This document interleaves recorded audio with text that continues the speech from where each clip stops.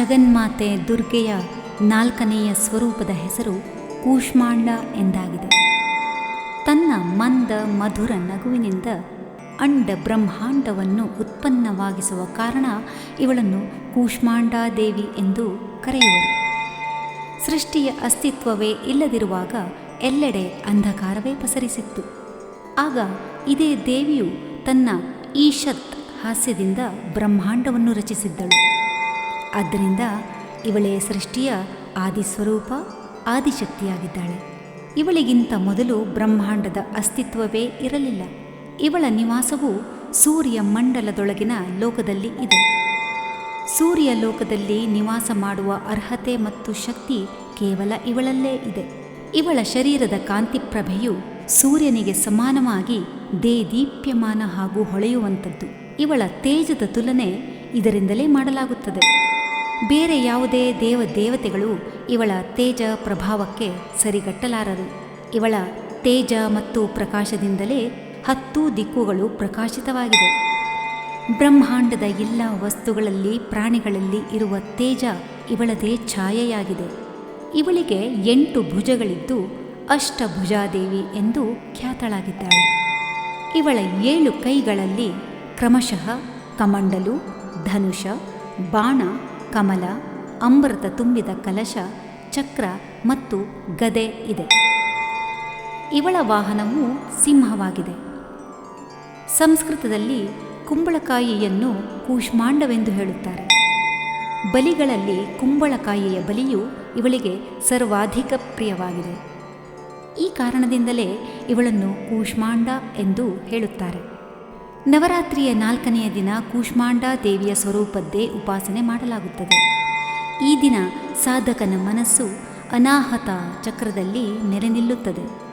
ಆದ್ದರಿಂದ ಅಂದು ಅವನು ಅತ್ಯಂತ ಪವಿತ್ರ ಮತ್ತು ಅಚಂಚಲ ಮನಸ್ಸಿನಿಂದ ಕೂಷ್ಮಾಂಡ ದೇವಿಯ ಸ್ವರೂಪವನ್ನು ಧ್ಯಾನದಲ್ಲಿ ಧರಿಸಿಕೊಂಡು ಪೂಜೆ ಉಪಾಸನೆಯ ಕಾರ್ಯದಲ್ಲಿ ತೊಡಗಬೇಕು.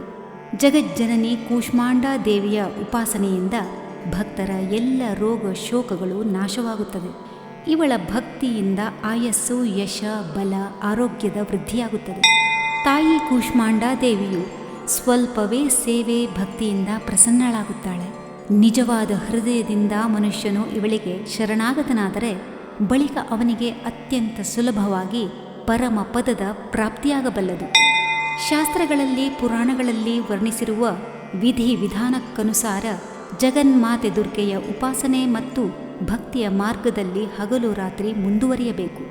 ದುರ್ಗೆಯ ಭಕ್ತಿ ಮಾರ್ಗದಲ್ಲಿ ಕೆಲವೇ ಹೆಜ್ಜೆ ಮುನ್ನಡೆದಾಗ ಭಕ್ತ ಸಾಧಕನಿಗೆ ಅವಳ ಕೃಪೆಯ ಸೂಕ್ಷ್ಮ ಅನುಭವವಾಗುತ್ತದೆ. ಈ ದುಃಖಮಯ ಸಂಸಾರವು ಅವನಿಗೆ ಅತ್ಯಂತ ಸುಖಮಯ ಹಾಗೂ ಸುಗಮವಾಗುತ್ತದೆ. ತಾಯಿ ದುರ್ಗೆಯ ಉಪಾಸನೆಯು ಮನುಷ್ಯನಿಗೆ ಸಹಜ ಭಾವದಿಂದ ಭವಸಾಗರದಿಂದ ದಾಟಿ ಹೋಗಲು ಹೆಚ್ಚಿನ ಸುಗಮ ಹಾಗೂ ಶ್ರೇಯಸ್ಕರ ಮಾರ್ಗವಾಗಿದೆ. ಕೂಷ್ಮಾಂಡ ದೇವಿಯ ಉಪಾಸನೆಯು ಮನುಷ್ಯನಿಗೆ ಆದಿ ವ್ಯಾಧಿಗಳಿಂದ ಪೂರ್ಣವಾಗಿ ಮುಕ್ತಗೊಳಿಸಿ ಅವನಿಗೆ ಸುಖ, ಸಮೃದ್ಧಿ ಹಾಗೂ ಉನ್ನತಿಯ ಕಡೆಗೆ ಕೊಂಡು ಹೋಗುತ್ತದೆ.